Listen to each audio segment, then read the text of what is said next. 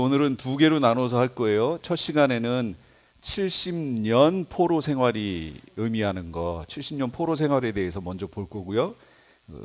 쉬었다가 71의 예언에 대해서 같이 볼 건데, 오늘 내용은 어디에 대한 내용이냐면 다니엘서 9장에 있는 내용이에요.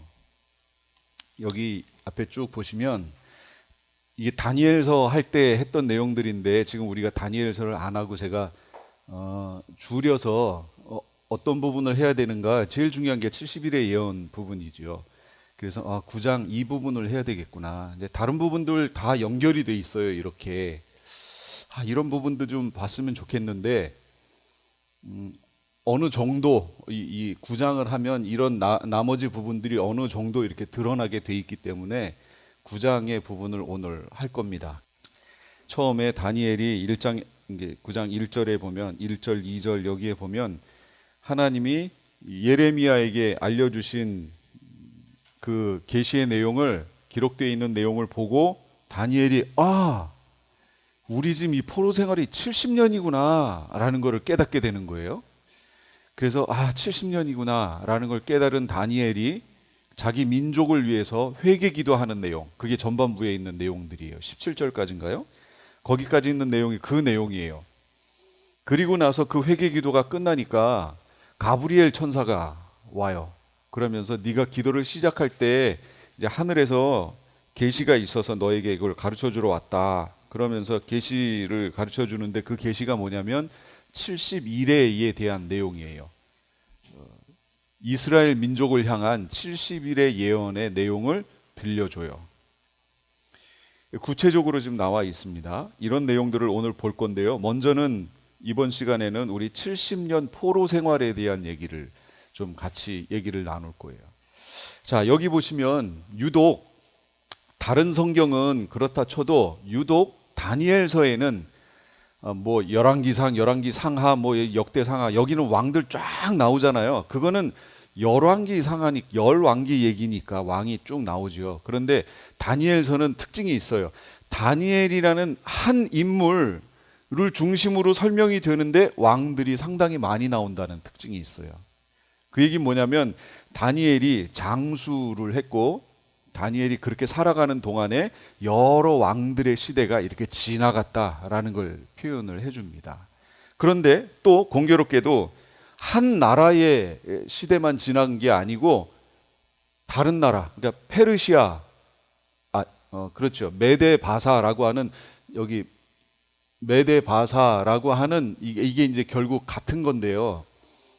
그 나라까지, 이게 완전 패권국인데 그 당시에 이 나라의 상황까지도 다니엘이 살았을 때 이게 펼쳐진 그런 시기예요.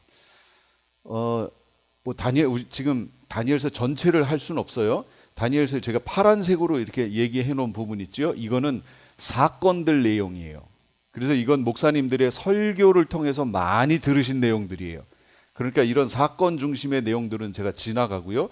이렇게 빨간색으로 되어 있는 장들 있죠. 요게 이제 계시에 대한 내용이에요. 다 원고에 있어요.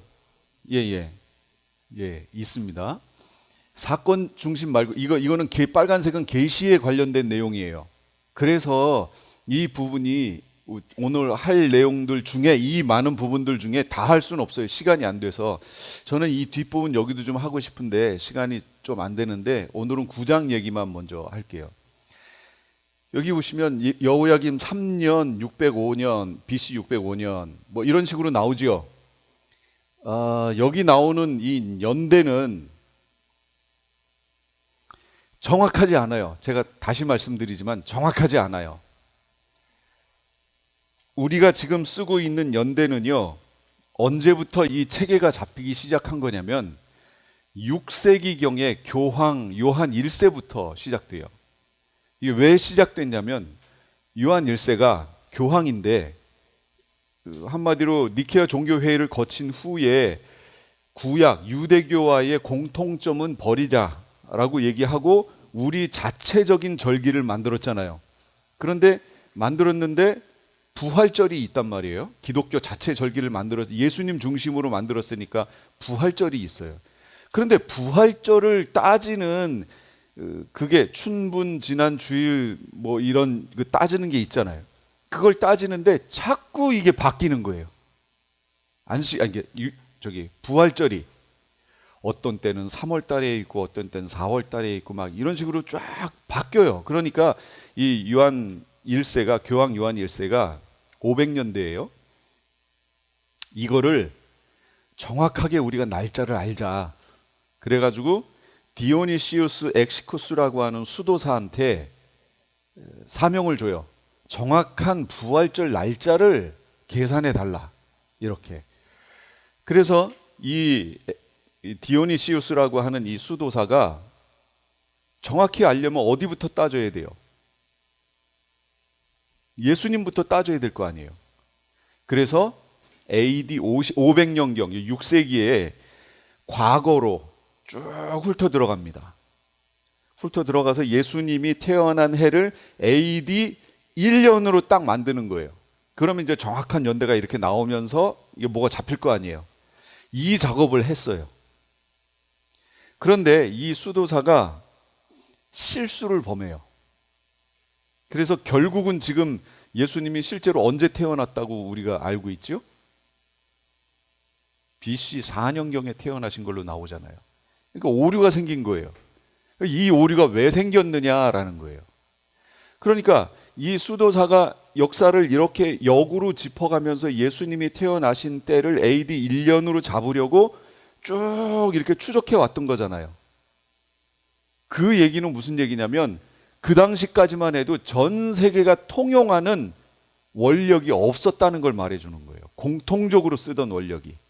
지금 우리는 그 공통적으로 쓰고 있는 그 시대에 살고 있기 때문에 우리가 지금 뭐 2024년 그러면 우리만 2024년이 아니고 미국도 영국도 전 세계가 2024년이잖아요. 그런데 이 당시에는 그런 게 없었다고요. 그러니 얼마나 혼란스러워요. 그럼 이 당시 사람들은 어떻게 그 연대를 카운트했느냐? 자기네 나라 왕, 무슨 왕 몇 년 이렇게 카운트했어요. 그 자기네 나라 역사에 대해서 카운트한 거죠. 그래서 누구 왕 몇 년에 무슨 일이 있었어, 누구 왕 몇 년에 무슨 일이 있었어 이렇게 된 거예요. 그런데 그 한 나라의 얘기는 상관이 없는데 이게 세계 역사로 확대되니까 지금 교황권은 전 세계잖아요. 세계 역사로 확대가 되니까 무슨 왕 몇 년하고 그 시대의 동시대의 다른 나라의 무슨 왕 몇 년하고 이렇게 맞춰야 되잖아요. 맞춰야 되는데 여기에 문제가 생겨요. 무슨 문제가 생기냐면 역사를 보는 그 무슨 왕 몇 년이라고 새기는 그거에는 즉위년 방식이 있고 비즉위년 방식이 있어요. 이게 무슨 얘기냐면 즉위년 방식은 뭐냐면 선대 왕이 있어요. 예를 들면 2024년 7월까지 잘 이렇게 치리해 오다가 이 왕이 7월에 죽었어요. 그럼 그 후대 왕이 그 다음부터 왕이지요. 그런데 그 2024년 선대 왕은 죽었고 2024년부터 후대 왕이 시작됐잖아요. 그러면 이 연도를 24년에는 겹쳤잖아요. 지금 두 개가. 이걸 어떻게 표기할 거냐 이 문제예요. 즉위년 방식은 뭐냐면 그 왕이 즉위한 해는 2024년이 맞는데 그 왕을 원년으로 1년으로 카운트하는 건 25년부터 카운트하겠다는 거예요. 이게 즉위년 방식이에요. 왜냐하면 그 24년은 선대 왕의 치적으로 두겠다라는 거죠. 그러면 대체적으로 이거 누가 이렇게 할까요? 선대왕의 아버지인 경우. 아버지니까 아버지를 존경하는 마음으로 자기가 그걸 가로챌 수는 없잖아요. 그러니까 아버지의 역사로 남기는 거예요. 그리고 그 다음이 물려받아서 25년을 원년으로 시작하는 거예요. 이게 즉위년 방식이에요. 비즉위년 방식은 뭐냐면 그냥 그 해가 원년인 거예요. 그럼 벌써 1년 차이 나지요. 나라마다 어느 나라는 즉위년 방식, 어느 나라는 비즉위년 방식, 같은 나라인데도 즉위년 썼다가 비즉위년 썼다가 막 이렇게 썼단 말이에요. 그런데 이 디오니시우스라고 하는 이 수도사가 전체 나라에 대한 그 얘기를 다 알 수가 없죠. 그러니까 여기서 헷갈린 거예요. 연대 계산에 오류가 생긴 거예요. 원래 예수님 태어나신 해를 AD 1년으로 잡으려고 시작을 했는데 결국 쭉쭉쭉쭉쭉 맞춰가는 과정에서 즉위년 비즉위년 여기에서 여기 걸리고 해서 역사가 엉켜버렸어요. 그래서 결국 예수님이 BC 4년경에 태어나신 걸로 바뀌어버린 거예요. 이제 그 오류를 지금도 쓰고 있는 거예요, 우리가. 그러니까 지금 24년, BC 4년, 그럼 벌써 4년 오류 났잖아요. 그럼 원래대로 1년으로 맞추고 이거를 다시 이쪽으로 가져오면 지금이 2028년이 돼야 되는 거죠, 결국은. 근데 그렇게 안 쓰고 그냥 쓰고 있다. 그래서 제가 얘기하는 거예요. 이 연도 계산하는 거 있죠? 이거는 공식적으로 이렇게 표기하니까 이렇게 한다라고 알고는 계시되 정확하지 않다라는 건 알고 계시란 얘기예요. 지금 로마에서는 그 당시 이 세계를 패권을 갖고 있던 로마는 1년을 365일로 잡았어요. 365일이지만 지금 우리가 알고 있는 365일 그거하고는 조금 차이가 나요. 그래서 이게 쌓이면서 지금 날짜가 바뀌는 거예요. 그러면서 원력이 개혁이 되는 거예요. 그래서 지금 현재까지 온 거예요. 지금 우리가 알고 있는 이 원력을 쓴 지는 얼마 안 됐어요. 그러니까 벌써 많이 차이가 벌어졌다는 거죠. 그 다음에 유대인들이 썼던 건 365일이 아니고 360일이에요. 그럼 1년에 5일 차이 났잖아요, 벌써. 그럼 이게 쌓이면 우리도 왜 2월달 윤달 있어가지고 있고 이거 빼주잖아요. 지금 원력도 그렇게 차이가 있기 때문에 그거를 보충해 주는 거거든요. 4년마다 한 번씩. 근데 365일짜리를 360일로 잡으면 1년에 5일씩 차이 나면 6년이 지나면 5, 6, 30에서 한 달이 차이 나는 거예요. 그래서 6년마다 윤달이 하나가 13개월이 되는 거예요. 유대 원력은. 한 달이 더 들어가요. 13개월이 돼요. 12개월 해서 6년이 지나면 13개월이 되는 해가 하나가 있어요. 그 다음에 다시 12개월, 6년 지나서 13개월 이런 식으로 지나간다고요.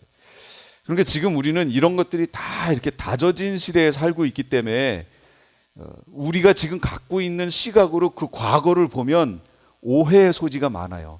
그래서 실제로 여기 보시면 여호야김 3년 605년에 이렇게 나오죠. 이건 다니엘서 얘기고요. 예레미야 25장 1절에 가면 여호야김 4년이라고 표현해놔요. 그러면 모르는 사람이 이렇게 보면 오류인데 이럴 거 아니에요. 그거는 즉위년 방식과 비즉위년 방식에 대한 개념이 없고, 또 한 가지는 이스라엘은 7월부터가 다음 해예요. 가을, 겨울, 봄, 여름, 이게 카운트라고 그랬잖아요. 이스라엘의 카운트. 우리는 지금 24년을 살고 있는데 이렇게 치면 이스라엘은 어떻게 된 거죠? 한 해가 벌써 바뀌었어요. 그들 원력으로 치면 벌써 여기에서도 1년이 왔다 갔다 하지요. 이런 것 때문에 제가 연도가 정확하지 않다는 걸 미리 깔고 시작하는 거예요. 단 어느 지점에서 어느 지점까지를 얘기한다면 그거는 어느 정도 비슷해요. 그거는. 근데 이제 AD하고 BC를 넘나들면 거기서 또 문제가 생겨요. 정확하지 않아요. 원래는 여러분 마이너스 2, 마이너스 1, 그 다음에 뭐가 있어야 돼요? 0이 있고 그 다음에 1, 2, 3 이렇게 가야죠. 그런데 연도를 따질 때는 AD 0이나 BC 0이 없어요. 그러니까 1년이 또 없는 거예요, 또. 그러니까 이런 문제들이 생겨서 연도 계산을 막 6개월까지 정확하게 하고 3개월까지 막 이러면 저는 저 사람 되게 용감하다. 그렇게 얘기하는 거예요. 그렇게 따질 수가 없거든요. 연도 계산에서.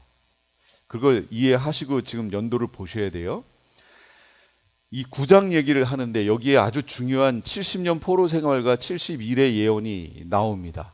70일의 예언은 70년 유대 민족의 포로 생활이 70년으로 끝나는구나 라는 것을 다니엘이 예레미야가 예언해 놓은 그 서책을 보고 깨닫게 돼요. 그러면서 다니엘이 기도하지요. 기도 그 내용 우리가 읽었어요. 19절까지인가요? 4절부터. 거기 여러분 보시고 여러분의 조상과 여러분의 교회와 우리의 민족을 위해서 그 내용을 바탕으로 해서 기도하셔야 돼요. 우리가 회개 기도할 수 있는 근거는 뭐예요? 하나님의 긍휼 때문인 거죠. 그 긍휼의 성품을 의지해서 우리가 기도하는 거예요. 용서해 달라고. 그렇게 기도한 내용이 있는데 그 기도 내용을 듣고 가브리엘이 와서 너와 내 민족을 위한 그 성을 위한 예언이 있다. 그리고 가르쳐 주신 게 71의 예언이다. 이 내용들을 우리가 이제 보겠습니다. 자, 그런데 인류 역사는 여기서 미리 언급하고 넘어가면 성경 구약에 있는 역사는 실제 그들이 이스라엘 사람들이 살아왔던 역사는 여기에서 끝나죠. 메데 바사 시대로 끝나잖아요. 포로 귀환하고서 끝나잖아요. 인류 역사가 아니고 구약 역사는. 구약 역사에 헬라나 이쪽 로마 여기 얘기는 어디에 나오냐면 오늘 다니엘서에 나와요. 8장이라든지 여기 8장 예언적으로 나와요. 예언적. 이게 성취된 내용은 성경에 없어요. 그건 신구약 중간사라고 그래서 그 중간에 벌어졌던 일들을 인류 역사 속에서 확인하는 거지, 실제로 이 이스라엘 사람들이 이 숫 염소 알렉산더, 이게 헬라 시대인데 이 시대를 살았던 얘기가 성경에는 없어요. 예언적으로는 나와요. 실제는 살지 않았어요. 그 다음 예수님 오시기 전 내용까지 여기 내용은 없어요. 성경 속에. 그걸 알고 보셔야 돼요. 그래서 다니엘서를 연구하는 사람들 중에 이 뒤에 헬라 시대 얘기가 지금 나오잖아요. 그러니까 어떤 사람들이 누구냐면 자유주의 신학하는 사람들. 그 사람들은 성경 속에서 어떤 신비적인 요소는 다 빼는 사람들이거든요. 신비적이고 이적적이고 막 계시적이고 이런 건 다 빼는 사람들이에요. 이 사람들이 하는 얘기예요. 봐라, 다니엘서에 봐라. 이미 그 후대에 있는 헬라 시대 얘기가 기록되어 있지 않느냐. 그러므로 다니엘서는 다니엘이 기록한 게 아니다. 그 후대에 이걸 다 지켜본 사람이, 헬라 시대까지 거치면서 다 지켜본 사람이 다니엘이라는 이름을 빌어서 다니엘서처럼 쓴 거다. 이렇게 주장하는 거예요. 자유주의 신학자들은 그럴 수밖에 없죠. 왜냐하면 다니엘이 기록했다고 하면 이 시대, 숫 염소 헬라 시대는 다니엘이 살지 않은 시대거든요. 이거는 예언적으로 계시로 받은 내용인데, 근데 역사 속에서 그게 그대로 이루어졌거든요. 그러니까 얼마나 정말로 신비로운 거예요. 예언한 대로 이루어졌잖아요. 그러니까 그런 요소는 자유주의 신학자들은 빼기 때문에 그걸 빼보니 이거는 다니엘이 기록한 게 아니다. 후대의 사람이 기록한 거다. 이렇게 해석하기도 해요. 근데 그런 내용들이 저한테는 별 의미가 없습니다. 아니, 성경 전체 내용, 그럼 계시록에 있는 내용은요? 성취됐어요? 예. 그러면 후대가 가가지고 그 부분의 일부가 성취되면 그거는 요한이 기록한 게 아니고 그게 성취된 후의 사람이 기록한 거다. 이렇게 얘기할 거예요? 이 말이 안 된다는 거죠. 그러니까 그 사람들이 성경을 보는 관점에 문제가 있는 거예요. 자기들이 세운 어떤 관점으로 그걸 해석하려고 하니까 이런 말도 안 되는 무리한 해석을 하게 된다는 거죠. 다니엘이 기록했어요. 이런 내용들인데 여기에 보면 헬라 시대에 셀류쿠스 왕조의 안티오쿠스 에피파네스라고 하는 인물이 등장해서 그가 작은 뿔이에요. 거기 나와요. 작은 뿔인데 마지막 시대에, 계시록 시대에 짐승 나라에도 무서운 짐승이 나오면서 여기에 또 작은 뿔이 나오거든요. 여기서 마지막 환란 시대에 있을 작은 뿔을 여기에서 헬라 시대에 이미 예언을 해놨어요. 자, 이런 의미들이 뭘까요? 미리 보여줬어요. 이런 걸 바로 예언적 원근 통시법이라고 하는 거예요. 마지막에 하여튼 되어질 일을 하나님이 한 번 예언, 여러 번의 성취, 그거예요. 그래서 구약은 신약의 내용을 미리 다 표현해 놓고 담고 있는 거예요. 이제 오늘 70년 포로 생활도 보시면 이제 끝에 가서 제가 그걸 정리할 테니까 그러면 이 내용이구나 하고 아실 거예요. 우리가 성경을 우리가 갖고 있는 관점으로 자꾸 보니까 해석하기가 난해해지는 거예요. 이거는 그 아까 헬라의 알렉산더 왕이 이쪽 헬라잖아요. 거기에서부터 진짜 이 중앙을 완전히 점령한 그 내용이고, 이거 여기를 점령을 먼저 시작은 이렇게 했죠. 이렇게 와서 여기를 갔어요. 그래서 알렉산더가 점령했던 도시, 지나갔던 도시란 의미로서 여기 알렉산드리아가 있는 거예요. 알렉산드리아라는 게 알렉산더가 지나갔던 얘기예요. 여기가. 알렉산드리아는 여기만 있는 게 아니에요. 여기 지금 나왔나? 여기 곳곳에 알렉산드리아가 있어요. 근데 제일 유명한 알렉산드리아는 이집트에 있는 알렉산드리아예요. 여기에는 그러니까 유대인들이 저기 살고 있었고 또 기독교인들이 저기에 있었기 때문에 저기에서 성경을 보는 학파가 형성이 돼요. 그래서 알렉산드리아 학파 이렇게 얘기를 합니다. 아주 유명해요. 그런데 이 알렉산드리아 학파에 문제점이 있어요. 무슨 문제점이냐면 우리 지난주에 했던 것 중에 있어요. 저기는 헬라 문화권이잖아요. 그래서 헬라 철학적 관점으로 그걸 베이직으로 해서 성경을 보자라는 거예요. 그 눈을 가지고 성경을 보자는 거예요. 그런 문제가 생기죠. 왜냐? 헬라 철학이 뭔데요? 이원론이거든요. 영은 고상하고 거룩하고 육은 속되고 더럽다. 이게 기본적 관점이에요. 그래서 이원론이라고 하는 거예요. 이 철학적 관점으로 성경을 보자라는 거예요. 관점을. 그러면 성경의 내용을 육과 영으로 이원론으로 다 분리해 놓는 거죠. 잘라 놓는 거죠. 근데 성경은 그게 아니거든요. 이게 하나거든요. 하나. 일원론으로 보고 있는데 그래서 알렉산드리아 학파에 이제 문제가 있는데 좋은 일들을 한 것들이 있지만 문제점들이 심각했다. 그래서 지난주에 했던 게 뭐예요? 여기서 나온 사람이 누구예요? 성경을 보는 관점을 바꾼 사람. 필로라고 하는 사람이라고 얘기했잖아요. 이 사람이 등장해서 성경을 보는 관점을 문자적 해석에서 상징적 해석으로 바꾸기 시작했죠. 그래서 그 후에 알렉산드리아 학파는 그걸 다 따라갔어요. 쭉 따라간 거예요. 그러니까 상징 해석으로 성경 해석이 바뀌었다고 그랬죠.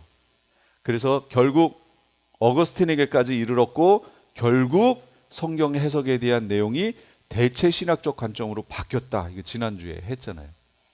이랬는데 이게 알렉산더가 죽으면서 4개의 나라로 바뀌어요. 근데 여기서 중요한 건 이 나라하고 이 나라예요. 이집트 지역에 프톨레미우스인데 여기 이 지역을 담당했던 사람이 이제 이집트는 이미 망했고 알렉산더가 공격해서 여기 다 점령했으니까 이집트는 망했고 프톨레미우스가 그 왕조가 되어 이집트 왕조가 새로 생겨요. 새로운 이집트 왕조죠. 왕조가 바뀌었어요. 여기는요. 여기는 셀류쿠스 왕조인데 이 셀류쿠스 왕조가 이렇게 제일 넓은 땅을 가졌으면은 좀 조용히 좀 있지. 이거 만족하고 계속 침략해요. 계속 주변을. 욕심이 한도 끝도 없나 봐요. 그래서 가지면 어느 정도 만족하고 나누기를 해야 되는데 그게 안 되나 봐요. 사람들은 가지면 더 가져야 되나 봐요. 이게 그거예요. 그래서 이 왕조에 의해서 나중에 여기 이제 문제가 생깁니다. 그런 내용들이 이제 다니엘서에 있는 내용이었어요. 자, 70년 포로 생활 얘기를 좀 해볼게요. 70년 포로 생활. 그러면 저 70년을 언제로 볼 것이냐? 그게 이제 문제라는 거예요. 이 예언을 받은 시기가 언제냐면 메대 족속 아하수에로의 아들 다리오가 갈대아 나라 왕으로 세움을 받던 첫 해, 이때 예언을 받았어요. 그럼 이때가 언제인지 다시 한번 확인해 볼게요. 느부갓네살, 그 다음에 벨사살 왕을 끝으로 바벨론이 멸망하잖아요. 여러분 잘 아시는 이 손이 나와서 글씨 메네메네 데겔 우바르신 이거 쓴 거 저울에 달아 부족함이 드러났다고 하는 이후로 이제 벨사살은 죽고 그날로 다리오, 그러니까 고레스가 이끄는 메데 바사 정부가 연합군이 일로 쳐들어와서 여기를 다 점령해 버리죠. 그래서 나라가 갑자기 바뀌어요. 여기는 바벨론이었는데 이쪽은 메데 바사 연합국이 들어왔고 연합국이 되자마자 다리오가 2년 치리하고 다리오가 죽어요. 나이가 있어서 죽어요. 그리고 고레스가 그냥 합하여 페르시아라는 파사라는 바사라는 이름으로 페르시아라는 이름으로 이 나라가 쭉 이어집니다. 이 페르시아가 지금으로 치면 어디예요? 이란이에요. 이란. 그리고 그 후대에 그 이란의 페르시아에 신라의 공주가 결혼해서 여기 간 거 아세요? 그 모르세요? 이 페르시아에는 그 책이 있어요. 기록된 책이 있는데 제가 이름이 지금 생각이 안 나는데 그 책에 보면 신라의 공주, 왕자가 신라의 공주를 맞아서 결혼을 해서 정권을 잡고 신라에 와 있다가 그 왕자가 신라에 와 있다가 같이 결혼하고 선대왕이 죽어서 여기를 가서 페르시아로 돌아가서 그가 왕이 되어 그 주변을 점령하는 그런 얘기가 나와요. 그러면서 페르시아에는 신라를 아주 파라다이스로 설명해 놨어요. 그 책에. 그거 유튜브 여러분 찾아보시면 있어요. 한번 확인해 보세요. 역사적으로 증명된 거예요. 한국에도 그게 있고 그 내용이 있고 페르시아 책에도 그게 있어요. 그런 내용도 한번 찾아보세요. 그러니까 연관성이 있어요. 우리는 이런 내용들을 다 놓쳤죠, 지금. 그러니까 왜 놓쳤느냐? 일제 시대 때문에 놓친 거예요. 일제가 우리나라가 그렇게 국제적이고 세계적으로 이렇게 했었다는 거를 알리면 안 되잖아요. 소국이었고 작은 나라였고 하여튼 이렇게 평가해야 될 거 아니에요. 그러니까 역사 서술을 그렇게 해놓은 거예요. 다 그런 내용들은 사장되어 왔던 거예요. 그런데 그런 자료들이 막 발견되면서 사실 우리나라의 고조선에서부터 시작된 이것이 정말 전 세계적으로 국제적으로 어마어마한 영향력을 행사했던 나라였다는 것이 계속 지금 등장하는 거예요. 여기 보면 다리오 왕 때, 아까 그래서 이게 과도 정부 다리오 왕 있죠? 그 왕 때 얘기하는 거예요. 그 다리오가 갈대아 나라 왕으로 세움을 받던 첫 해, 그러니까 바벨론을 점령한 그 첫 해를 말하는 거예요. 이 다리오하고 그 뒤에 있었던 고레스는 다리오가 고레스의 삼촌이자 장인이에요.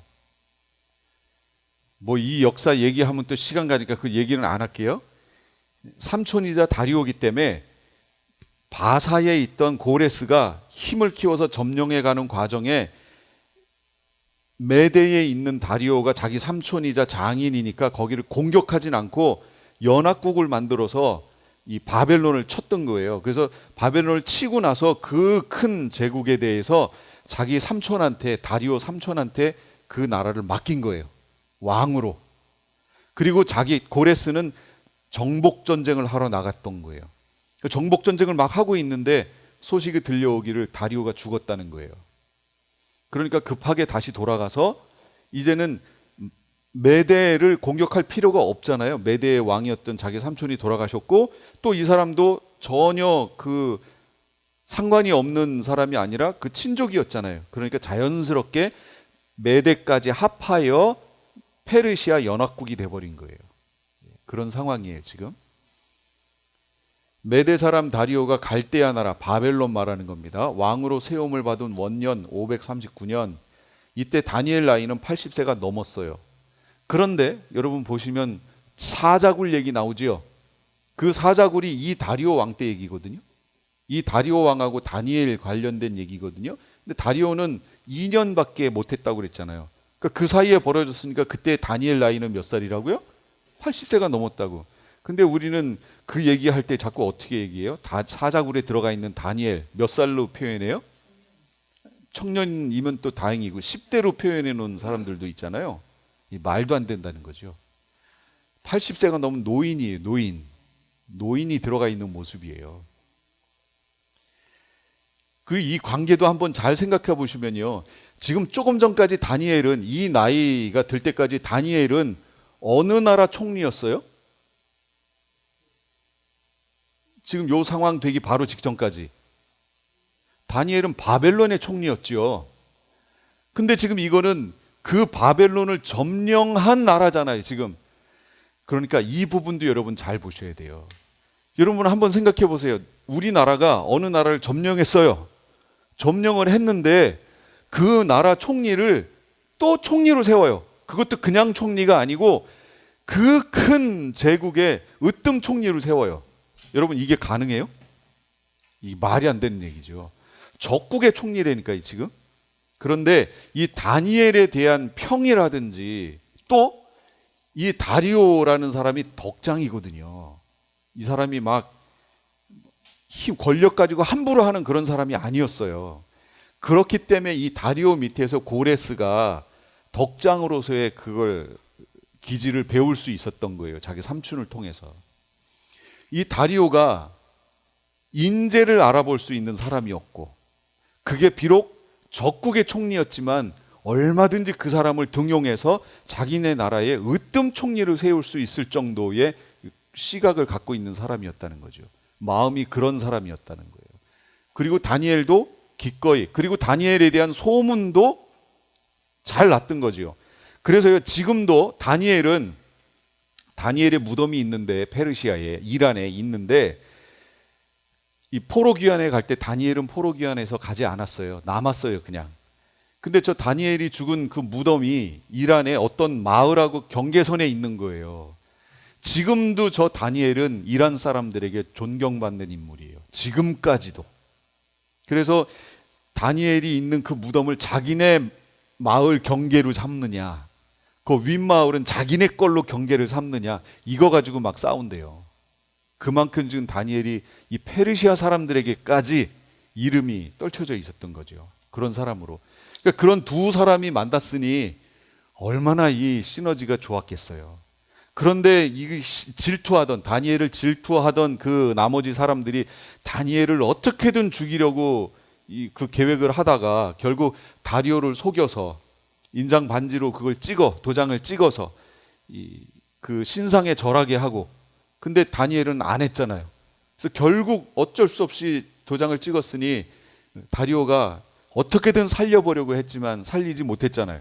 그래서 결국은 다니엘을 사자굴에 집어넣었어요.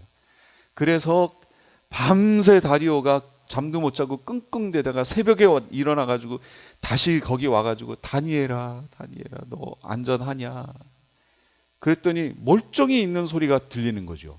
그래서 다니엘의 무죄함을 거기서 얘기했고, 다리오가 분노하여 이 다니엘을 모략했던 그 사람들을 그냥 그 사자굴에 집어넣는데 땅에 발이 닿기도 전에 사자들이 튀어올라서 그냥 잡아서 뼈까지 으스러뜨렸다고 성경에 나오잖아요. 그런 관계였다는 거예요. 그런데 길게 하지도 못하고 2년 있다가 그냥 다리오가 죽어요. 그러니까 그 다음 고레스가 이제 왕이 됐어요. 그 얘기를 지금 해주는 거예요. 이거는 쭉 넘어갈게요. 지금까지 제가 설명한 거에 있어요. 다니엘이 예레미야 책을 읽던 중에 이제 포로 기간에 대한 걸 깨닫게 되고, 예레미야 25장에 가니까 70년 동안 바벨론의 왕을 섬기리라, 여호와의 말씀이니라. 70년이 끝나면 이렇게 나왔죠?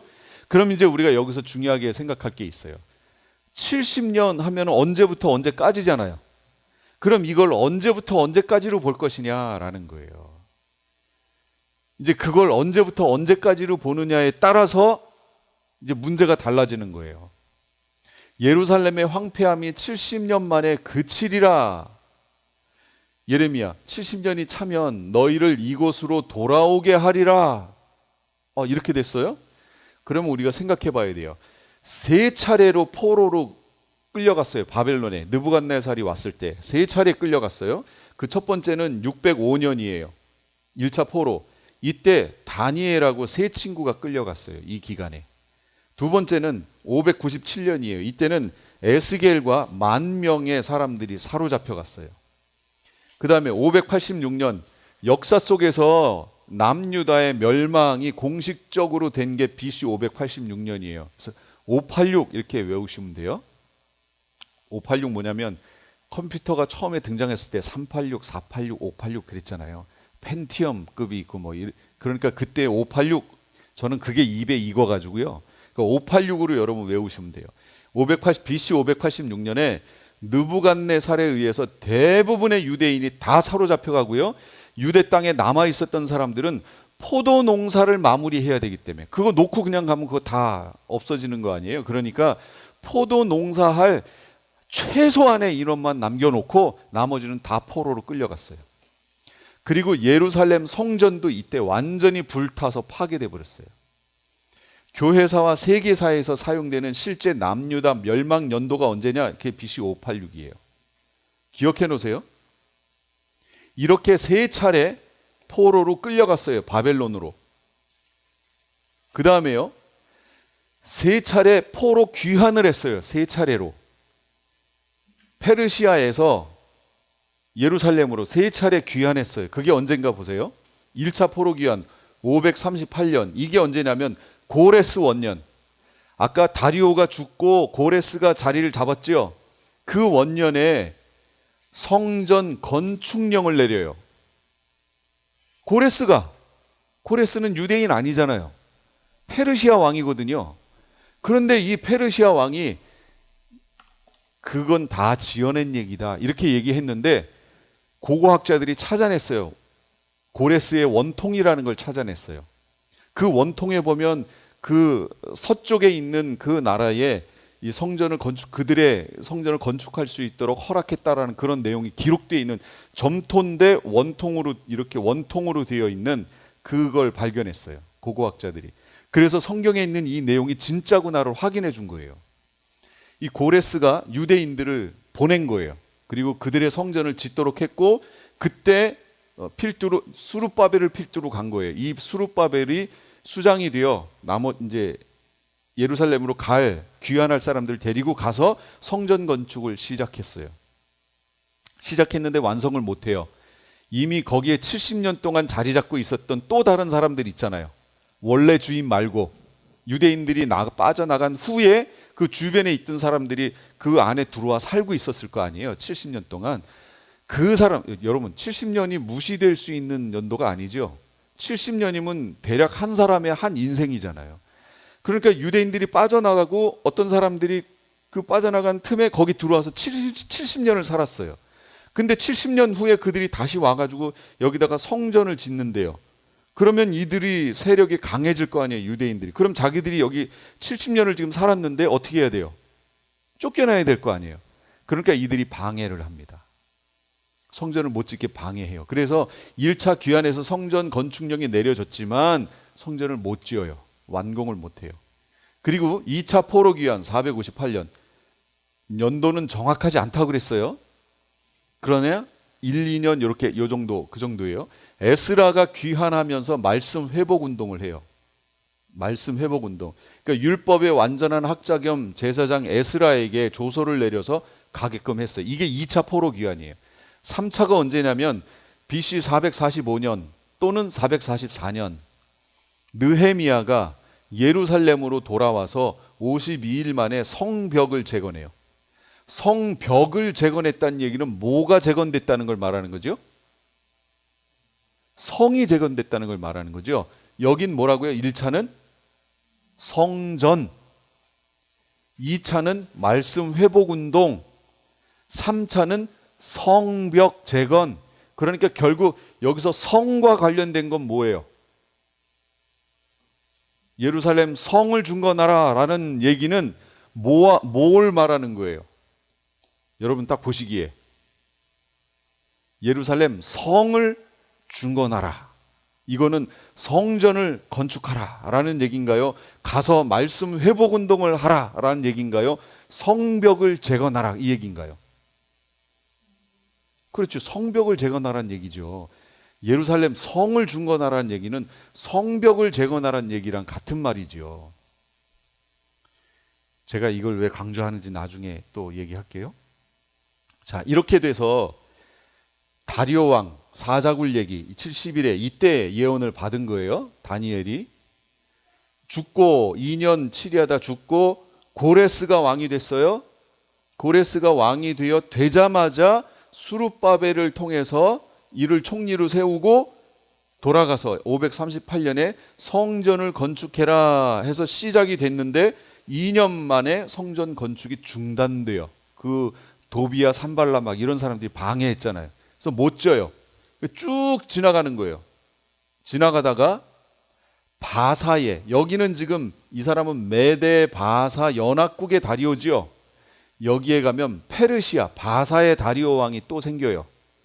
이 다리오 왕 때 와서 520년에 재건 시작됐고 516년에 성전 재건이 완성돼요. 성전이 완성된 거예요. 516년에. 그리고 이 다리오 왕에 의해서 마라톤 전투 시행된 거예요. 헬라하고. 그리고 그 다음 왕인 아하수에로 왕, 여러분 에스더 왕비 얘기하시죠? 이게 이 아하수에로 왕이에요. 이때에 영화에도 나왔던 헬라의 300용사라는 영화 아시나요? 체격 좋고 막 이런 사람들이 스파르타에서 저쪽 이 페르시아 사람들이 쳐들어오니까 300명이 나가서 싸워서 하는 그 영화 있었어요. 되게 유명한데 제가 이 얘기하면 젊은 사람들은 와 그거구나 하는데 어떤 반응이냐에 따라서 세대가 나와요. 세대가. 그렇죠. 와가 나왔어요. 그 얘기구나. 하여튼 그렇다고요. 이게 헬라 그 300용사 얘기예요. 그럼요. 300용사. 300인가요? 예. 이제 나오죠. 찾아보세요. 재밌어요. 남자들이 어쩜 그 페르시아 사람들은 그 체격들이 좋은지 그런 배우들만 뽑았을 거예요. 결국은. 나중에는요. 화살이 하늘을 덮어요. 하늘을 덮어. 나중에 이렇게 해서 이게 내리는데 갑자기 이렇게 했는데 하늘이 어두워져. 딱 보니까 화살이 이렇게 해서 훅 내려오는 거예요. 그러니까 이게 방패로 다 이렇게 막잖아요. 그 내용이라고요. 그 다음 왕이 누구냐면 아닥사스다 왕이에요. 그 다음 왕이 이때의 2차 포로 귀환 에스라를 통해 그리고 느헤미야를 통해 3차 포로 귀환이 이때 있었던 거예요. 여기는 성전을 중건하라. 여기는 말씀 회복 운동. 여기는 예루살렘 성을 중건하라 라는 명을 받은 때가 이때란 말이죠. 그럼 성전 건축과 관련해서 바사왕 고레스의 마음을 보세요. 바사왕 고레스 원년에 여호와께서 예레미야의 입을 통하여 하신 말씀을 이루시려고 바사왕 고레스의 마음을 감동시키심에 그가 온 나라에 공포도 하고 쭉 조서도 내려서 이스라엘의 하나님 여호와의 성전을 건축하라. 이렇게 이걸 보면 우리가 뭘 알 수 있어요? 인류 역사의 주인은 하나님이시다. 아무리 이방이라고 하더라도 그들도 하나님의 통치 영역 안에 있다라는 걸 알게 되죠. 결국은 하나님의 뜻을 이루기 위해서 고레스에게 감동을 주셔서 이런 일들을 시작하셨어요. 성전 건축을 하도록 만드셨어요. 그러면 이 내용이 성전 건축을 하라라는 이 명령을 내린 게 70년 포로 생활의 끝을 말하는 건가요? 여러분 잘 생각해 보란 얘기예요.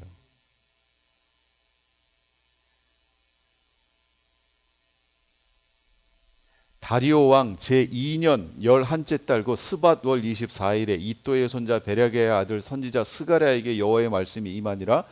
여호와의 천사가 지금 다리오 왕 제2년 바사 왕 다리오 말하는 거예요. 아까 페르시아 메데 바사 연합국의 다리오 말고 이쪽에 있는 바사 왕 2년을 말하는 거예요. 그때 여호와의 천사가 만군의 여호와께서 여호와께서 지금 천사가 하나님께 말하는 거예요. 여호와께서 언제까지 예루살렘과 유다 성읍들을 불쌍히 여기지 아니하시려나이까? 이를 노하신 지 70년이 되었나이다. 그러면 여러분 70년이 언제죠? 이 다리오 왕 때 와서야 이제서야 70년 됐다는 얘기 하는 거죠. 지금 하매 여호와께서 이처럼 말하되 내가 불쌍히 여김으로 예루살렘에 돌아왔은즉 내 집이 그 가운데 건축되리니 예루살렘 위에 먹줄이 쳐지리라. 수룹바벨이 돌아와서 성전 건축을 시작했어요. 그러나 방해자들에 의해서 성전 건축이 중단됐고 바사왕 고레스 시대에서 바사왕 다리오가 즉위할 때까지 관리들에 의해서 뇌물을 주어 계획을 막았어요. 이에 예루살렘에서 하나님의 성전 공사가 바사왕 고레스 제2년까지 중단됐어요. 이때가 520년이에요. 다시 성전 재건이 시작돼요. 다리오 왕 제2년에 16년에 성전 재건이 완성됐어요. 다리오 왕 제6년 아달월 3일에 성전 일을 끝내니라. 이때 끝냈어요. 그럼 보세요. 여기에 1차 포로로 끌려간 거 605년 여기 누구 갔어요? 여기 포로로? 예, 다니엘과 세 친구 끌려간 거. 2차 포로 여긴 누구라고요? 에스겔하고 10,000명의 사람들이 그다음 3차 포로는요. 586 완전히 망했어요. 그러면서 여기에서 특징이 뭐냐면 성전까지 다 파괴됐어요.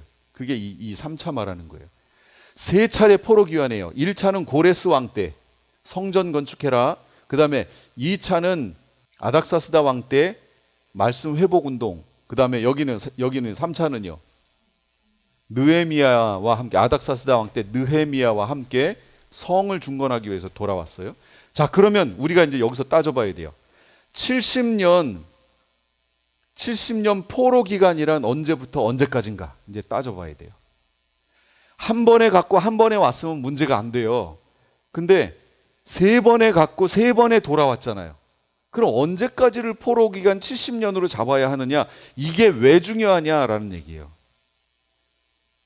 보통 일반적으로 학계에서도 이렇게 잡아요.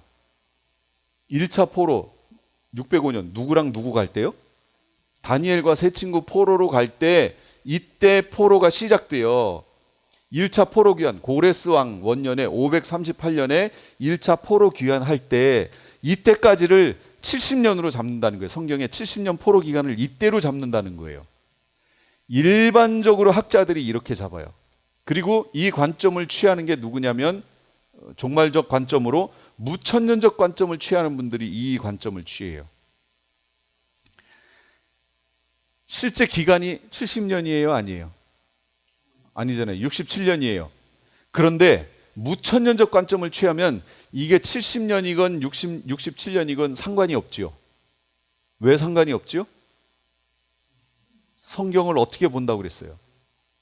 문자적 해석이 아니고 상징적 해석한다고 그랬잖아요.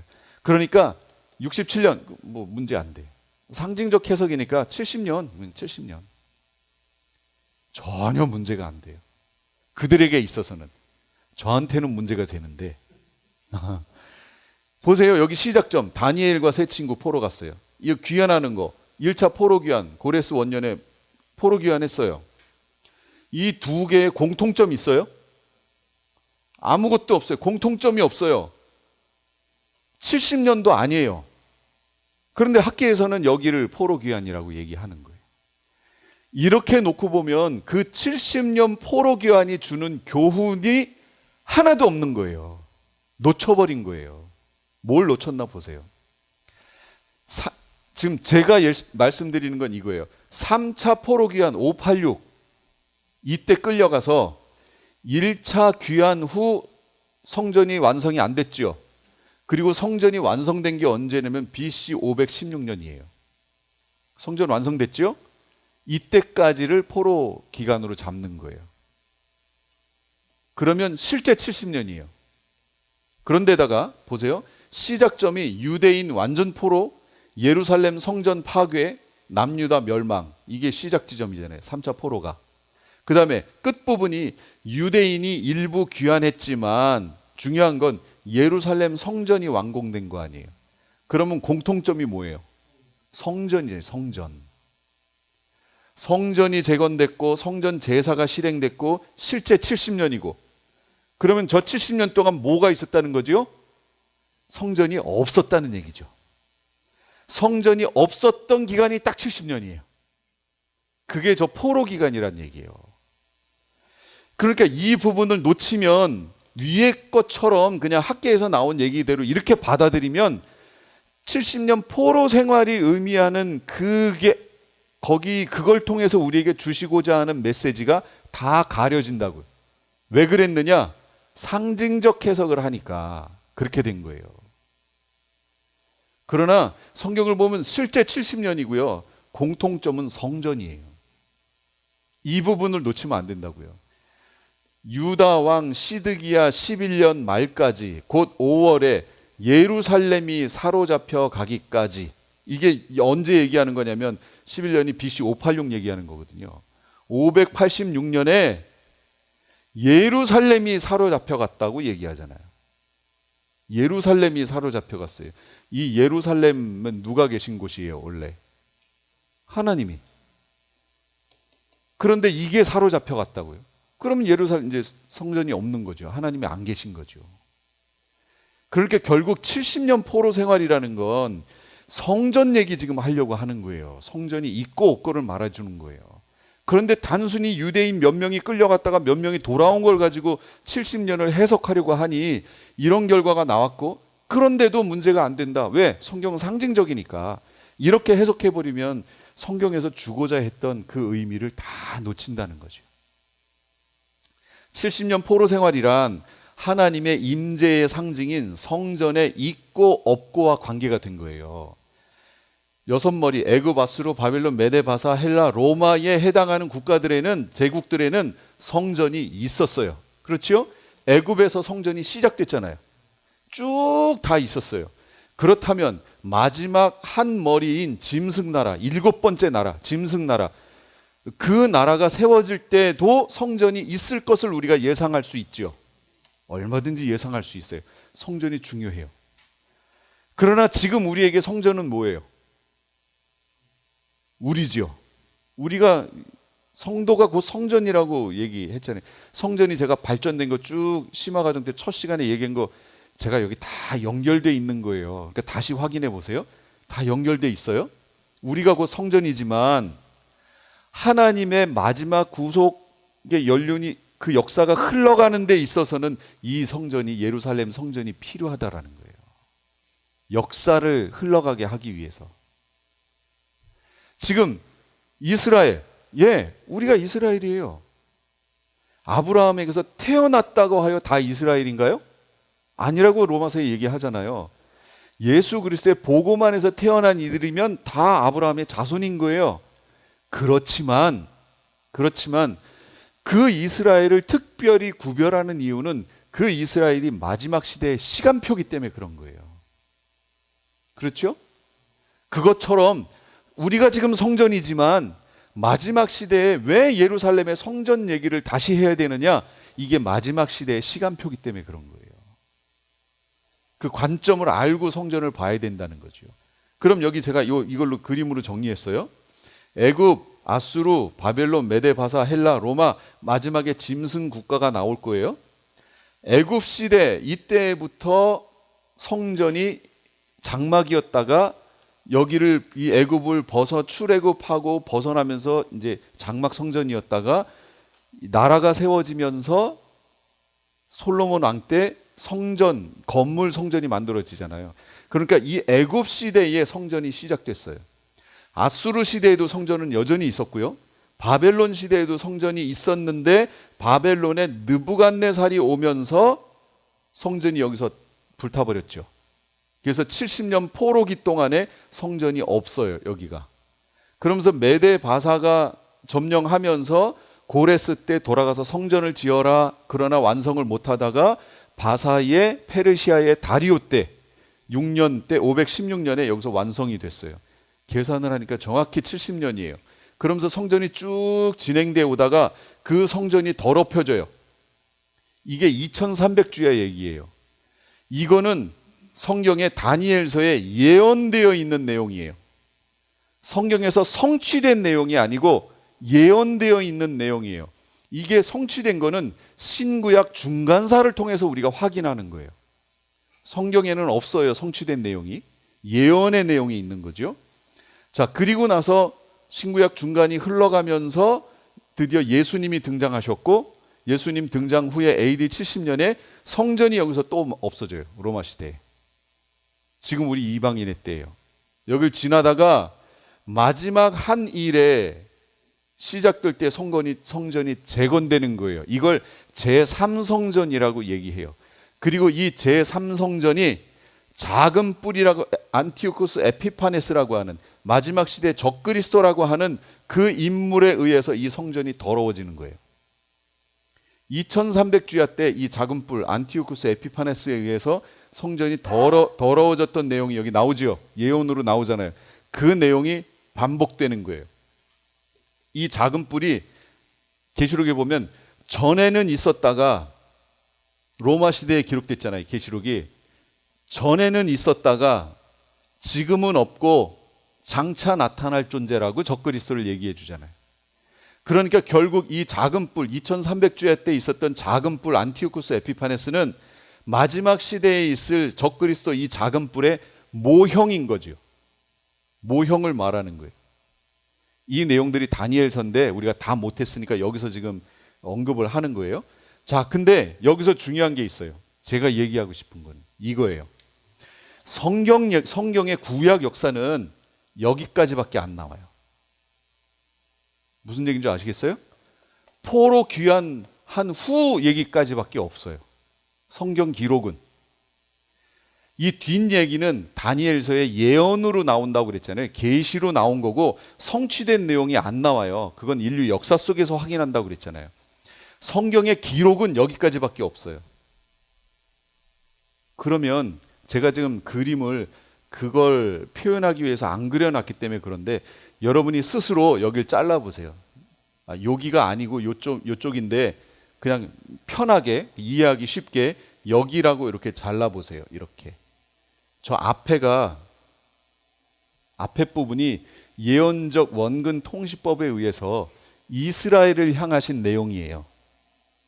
그런데 이 앞에 부분, 지금 이 앞에 부분, 그 앞에 부분이 그대로 여기서 반복된다고 생각해 보세요. 저 앞에 부분의 내용이 그대로 여기서 신약 시대에 반복되는 거예요. 이해가 되세요? 무슨 얘기 하는지? 이거 이해가 되셔야 되는데. 성전이 없어졌어요. 성전이 없어요. 쭉 흘러가다가 작은 뿔이 등장해요. 성전을 완전히 회파하는. 여기 가니까 여기 또 같은 현상이 나타나요. 그래서 앞에 있었던 일이 요 뒤에 되어질 일의 예언적 원근 통시법이라고요.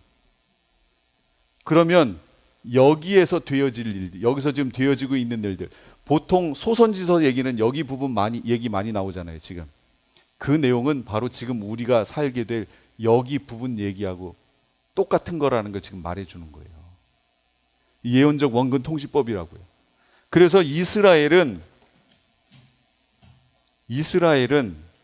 지금 우리 전 세계에 있는 우주적 교회의 그림자예요. 본보기예요. 본보기. 그러므로 지금 교회에서 어떤 문제에 대해서 어떻게 이건 이스라엘 구약 성경 보면 거기에 다 있어요. 그러면 한 번 구원이 영원한 구원인가? 구약에 나올까요? 안 나올까요? 나와요. 내가 구원받았다고 하면서 구원받은 백성으로서의 삶을 살지 않으면 구약에서 어떻게 됐죠? 왜 포로로 갔어요? 왜? 다니엘이 지금 그거 기도하는 거 아니에요? 하나님이 우리에게 법을 주셨는데 나와 우리 민족 조상들이 그거 지키지 않아서 지금 이렇게 됐다. 그러니 주님 우리를 용서해 달라고 지금 회개 기도하는 거 아니에요? 그 상황이 지금 똑같이 반복된다는 얘기예요. 하나님이 주신 말씀대로 순종하며 살지 않으면 역시 포로처럼 떨어져 나간다라는 얘기 지금 해주는 거예요. 똑같이 얘기해 주는 거예요. 지금 신구약이. 그 모습을 보여주는데 그걸 알기 위해서는 뭘 알아야 돼요? 70년 포로 생활, 여기 성전에 있고 없고구나. 이걸 알아야 되는데 이거는 제쳐놓고 앞에 있는 1차 포로부터 1차 포로 귀환까지 67년 그 기간 공통점도 아무것도 없고 그냥 이렇게 포로 70년 기간을 정리해 버리면 이렇게 중요한 것들을 우리에게 지금 제공해 주는 그 의미들이 다 없어진다는 얘기죠. 가려서. 지금 그렇게 성경을 보고 있다는 거예요. 이 70년 포로 생활이 그래서 이게 중요한 거예요. 다니엘이 이제 금식하며 기도한 내용, 어떻게 기도했는지 지금 586년에 성전 파괴돼서 70년 포로 생활 시작했는데 이걸 받았을 때가 539년이에요. 그러니까 47년째 되는 해고 앞으로 23년 남았어요. 다니엘이 이것을 위해서 지금 기도하는 거예요. 70년 중에 47년째 되는 해에 이 내용을 받아서 다니엘이 회개 기도하는 내용이에요. 그 기도 내용이 여러분 읽으셨던 4절부터 19절까지예요. 여러분 그 내용을 반드시 묵상하세요. 오늘 이 내용을. 거기 보시면 주를 사랑하고 주의 계명을 지키는 자를 위해서 언약을 지키신다. 우리 지난주에 언약 얘기했잖아요. 언약은요. 지켜야 성취되는 거예요. 지켜야. 그런데 자꾸 믿음으로 여러분 믿음으로 그 다음에 뭐가 반드시 따라와야 돼요? 행위가 따라와야죠. 그래야 언약을 지키는 거잖아요. 근데 지금 복음을 반쪽짜리로 만들어놨다니까요. 교회에서. 행함이 아니라 믿음으로. 이게 잘못된 거예요. 정말로 반쪽짜리 만들어놨어요. 이렇게 언약을 지키는 자에게 인자를 베푸시는 분, 그게 하나님이라고요. 이게 구약의 하나님이라면 신약의 하나님은요, 동일하지요. 바뀌실 분이 아니잖아요. 어제나 오늘이나 동일하신 하나님. 대신 어떻게 해요? 계명 조항 하나하나가 아니고 이제는 어떻게 해요? 성령이 시키시는 대로, 성령이 생각나게 하시는 대로 마음속에 두시겠다고 그랬잖아요. 계명을. 성령이 그때그때 감동 주시는 대로 순종하며 사는 삶, 그걸 율법의 의의를 지키는 것으로 인정하신다. 그러므로 지금 우리에게 중요한 건 성령 충만, 그리고 성령이 시키시는 대로 순종하며 따라가는 삶, 이게 중요해요. 달라진 거는 그런 부분이 달라진 거지 실제 큰 그림은 달라지지 않았어요. 구약이나 신약이나. 이때 가브리엘 천사가 와서 지혜와 총명을 주려고 왔고, 지혜와 총명의 내용이 바로 70일의 내용이에요. 이제 너와 내 거룩한 성을 위해서 70일에로 기한을 정했다. 끝났어요. 그러니까 이 70일의 약속은 다니엘의 백성과 다니엘의 거룩한 성을 위해서 주신 약속이에요. 우리에게 주신 거 아니에요. 여러분, 다니엘의 자손이에요? 아니죠. 다니엘의 백성과 다니엘의 거룩한 성을 위해서 70일의 예언을 주셨어요. 이스라엘에게 주신 거예요. 그래서 이스라엘은 우리 이방 모든 교회의 본보기, 그림자이며 본보기이지만 또한 그들을 부르신 특별한 부르심이 또 있다. 부르심이 다르다. 제가 그래서 얘기하는 게 그거예요. 이 70일의 예언은 잠시 5분 쉬었다가 시작하겠습니다.